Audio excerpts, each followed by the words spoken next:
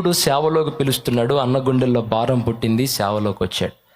రోజులు గడుస్తున్నప్పుడు ఒకరోజు షాలేం అన్న పాస్టరమ్మ గారిని కూర్చోబెట్టుకుని మాట్లాడాడంట. ఏమని?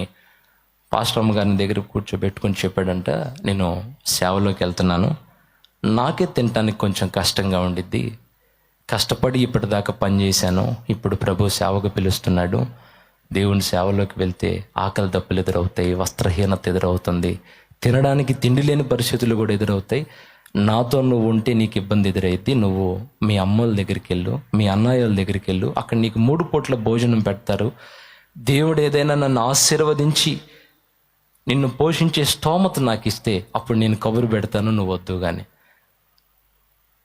జీవితంలో ఎన్నో త్యాగాలకు పూనుకున్నాడు దైవజనుడు. అప్పుడు పాస్టరమ్మ గారు అనిందంట, అయ్యా నువ్వు తింటే తింటాను, నువ్వు కట్టుకుంటే కట్టుకుంటాను బట్టలు, దేవుడు నీకు ఇచ్చిందే నాకు పెట్టు, తింటే తిందాం లేకపోతే పస్తులుందాం, నిన్ను విడిచిపెట్టి వెళ్ళేది మాత్రం లేదు, నాకు నువ్వు కావాలి, నీ దేవుడు కావాలి, ఆ సేవలో నేను కూడా ఒక పాలిభాగస్తురాల్ని కావాలి. ఈరోజు కొంతమంది ఆడపిల్లలకి సంబంధాలు చూసేటప్పుడు మా దగ్గరకు వస్తారు.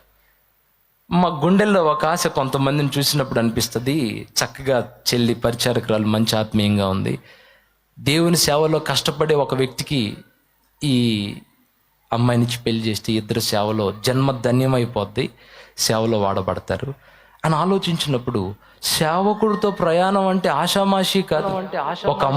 ఒక అమ్మాయికి పెళ్లి చూపులు అంటే ఎన్ని ఆలోచిస్తారండి? సొంత ఇల్లు ఉండాలి, మంచి ఉద్యోగం ఉండాలి, నెలసరి ఒక మంచి జీతం ఉండాలి, ఇవన్నీ ఆలోచించుకొని సంబంధం ఖాయం చేసుకుంటారు.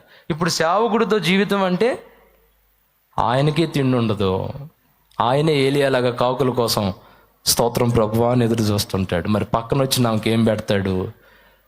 ఇద్దరు కలిసి మోకరించి ప్రభువా స్తోత్రం అనాలి. సొంత ఇల్లు ఉండదు, ఉన్న అమ్మే పరిస్థితి దేవుని సేవలో. చూస్తా చూస్తా కష్టాల కొరకు ఎవరు వస్తారండి? ఈరోజు ఎవరు వస్తున్నారో తెలుసా? నాకు తెలిసిన వాళ్ళలో చాలామంది మన సన్నిధిలోనే తినటానికి ఉంటే ఉంది, కట్టుకోవడానికి మంచి బట్టలు ఉంటే ఉన్నాయి, నేను దేవుని కోసం వాడబడాలి అన్న తపన కలిగిన వాళ్ళు సేవకులతో జత కడుతున్నారండి. సేవకుల్ని, దేవుని సేవ కొరకు ముందుకు వస్తున్న వాళ్ళతో వివాహం చేసుకొని అలా దేవుని సేవలో కష్టాలు పడుతూ ముందుకు వెళ్తున్నారు. ఇటు స్త్రీలైనా అటు పురుషులైనా దేవుని సేవలో నలుగురికి మేలుకరంగా మారాలి అని అంటే త్యాగాలకు సిద్ధమై రావాలి. ఇది పూలబాట కాదు, ముళ్ళబాట. దేవునికి మహిమ కలుగునుగాక.